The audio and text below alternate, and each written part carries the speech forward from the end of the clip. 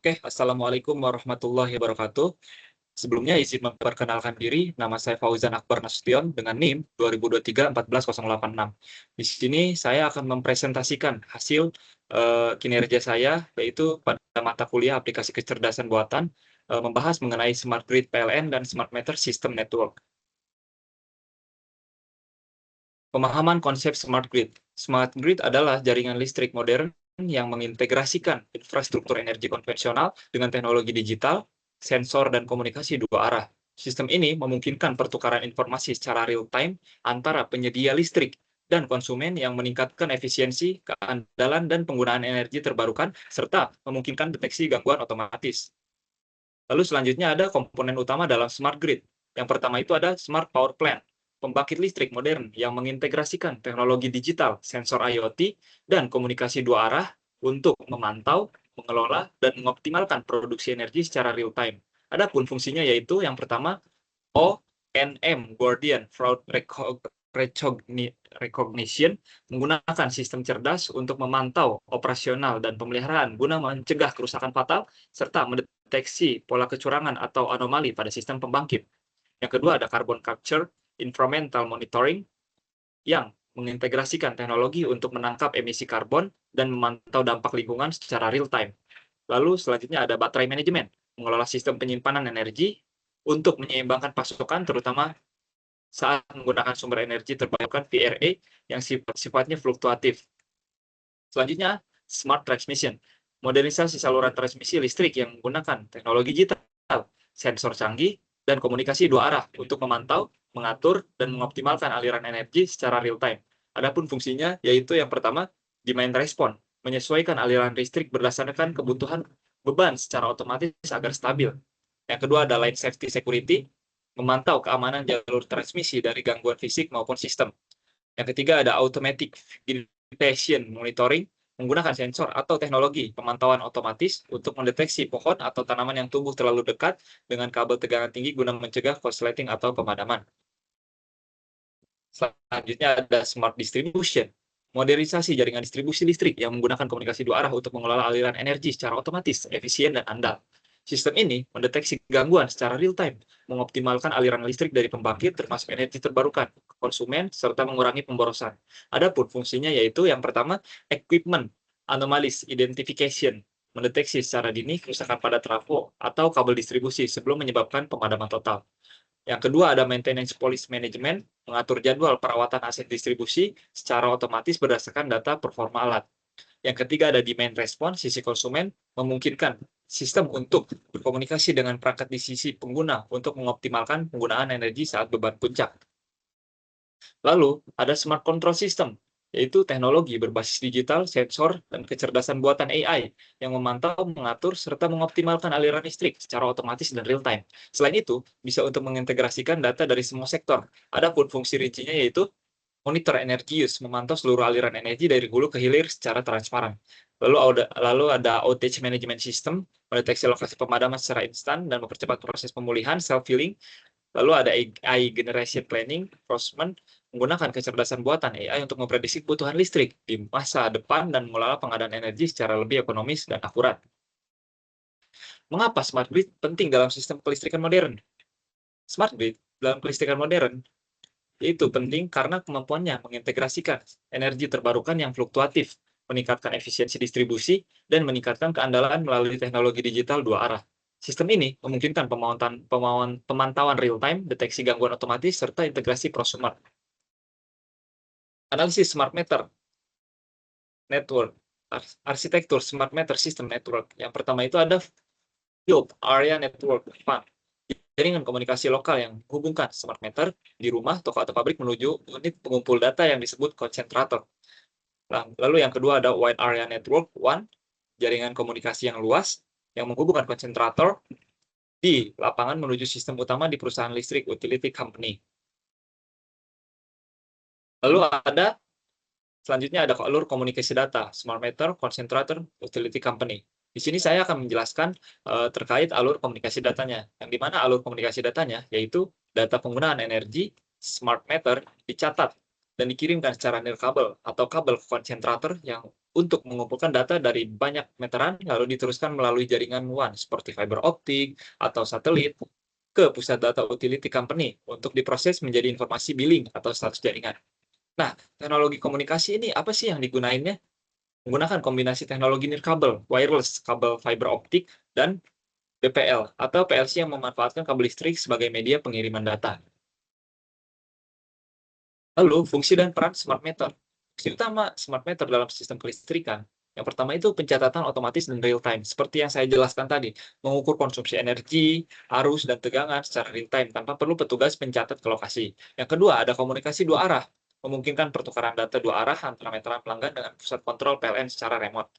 Lalu yang ketiga, ada akurasi tagihan dan transparansi, data lebih konsisten dan akurat, mengurangi risiko ketidaksesuaian pemakaian dengan tagihan. Dan yang keempat, selanjutnya ada manajemen pemadaman lebih cepat, membantu PLN mendeteksi pemadaman secara instan dan mempercepat perbaikan tanpa menunggu laporan pelanggan. Lalu yang terakhir ada efisiensi dan efektivitas operasional, menghilangkan kunjungan petugas untuk meter, mempermudah pemutusan, penyambungan daya dari jarak jauh, serta meminimalisir pencurian listrik. Selanjutnya ada mekanisme bantuan smart meter. Yang pertama itu monitoring konsumsi energi. Smart meter memungkinkan pemantauan yang akurat dan mendetail mengenai pola konsumsi energi. Lalu setiap poinnya ada data detail real time. Smart meter mencatat konsumsi listrik setiap jam atau lebih sering, memungkinkan konsumen melihat penggunaan listrik mereka hampir seketika, tidak hanya total bulanan. Yang kedua ada akses via aplikasi. Konsumen dapat memantau penggunaan energi harian atau bahkan per jam melalui dashboard atau aplikasi seperti PLN Mobile, membantu mengidentifikasi perangkat yang boros energi. Lalu ada optimalisasi energi. Dengan data detail, pelanggan dapat menyesuaikan perilaku penggunaan listrik untuk menghemat tagihan. Lalu yang pertama itu mekanisme panduan smart meter, yaitu ada sistem billing. Smart meter menghilangkan kebutuhan petugas untuk datang ke rumahmu.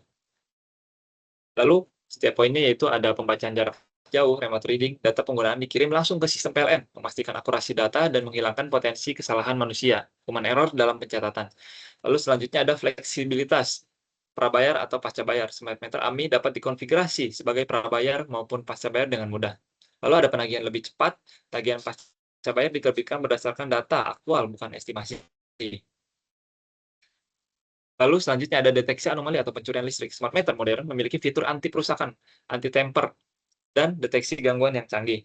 Deteksi perusakan fisik. Smart meter akan mengirimkan sinyal bahaya ke pusat kontrol jika ada upaya membuka penutup meteran atau manipulasi fisik lainnya. Deteksi kawat jumper atau bypass. Sistem AI dan mesin learning memantau arus dan tegangan. Jika terdeteksi penurunan kawat jumper, modus bypass, atau perbedaan beban yang tidak wajar, sistem langsung menandai adanya indikasi pencurian. Analisis pola konsumsi. Algoritma dapat mengenali pola konsumsi yang tidak biasa, misalnya penurunan tajam pada tagihan padahal aktivitas rumah tangga tetap tinggi, yang sering menjadi indikasi manipulasi meteran. Lalu ada analisis keterkaitan kedua gambar antara smart grid dan smart meter. Yaitu hubungan antara smart meter dan smart grid terletak pada fungsinya sebagai infrastruktur komunikasi dua arah yang menghubungkan sisi permintaan dengan sistem kontrol cerdas untuk mengantisipasi penetrasi energi terbarukan yang fluktuatif. Smart meter bertindak sebagai sensor di titik konsumsi, seperti rumah dan pabrik, yang mengirimkan data penggunaan energi secara real time melalui jaringan area lapangan menuju smart control system milik PLN guna mendukung fitur pemantauan penggunaan energi, manajemen pemadaman, hingga respon permintaan. Di main respon, integrasi ini memungkinkan sistem distribusi dan presisi pintar untuk merespon perubahan beban secara akurat serta memfasilitasi penggunaan kecerdasan buatan dalam perencanaan pembangkitan listrik yang lebih efisien. Lalu ada alur data dari smart meter, dikirim ke pusat, dianalisis, digunakan untuk pengambilan keputusan. Yang pertama itu berdasarkan alur sistem yang ada diberi serta divisualisasi. Proses ini dimulai dari tingkat konsumen, di mana smart meter mencatat dan penggunaan energi secara mendetail, lalu mengirimkan melalui melalui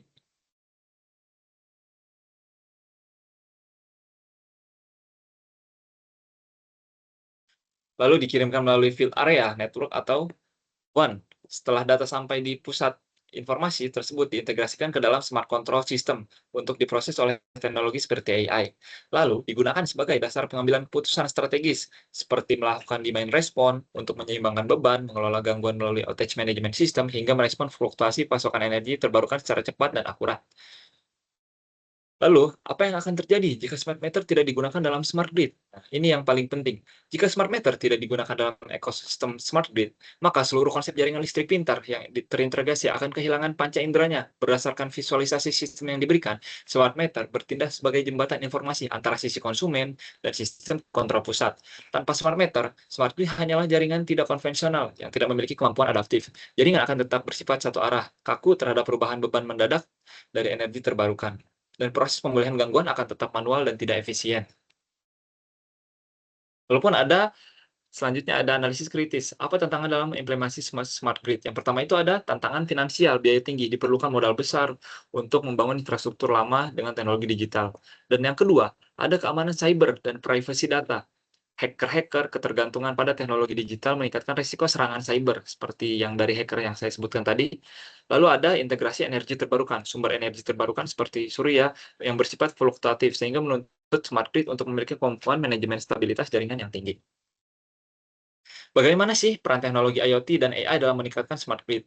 Yang pertama itu yang kita bahas ada peran IoT. IoT berperan sebagai sistem saraf yang menghubungkan perangkat fisik dengan internet, memungkinkan pengumpulan dan pertukaran data secara real time, seperti pemantauan real time yang seperti saya jelaskan, pengukuran cerdas, dan integrasi energi terbarukan. Lalu, peran AI atau Artificial Intelligence.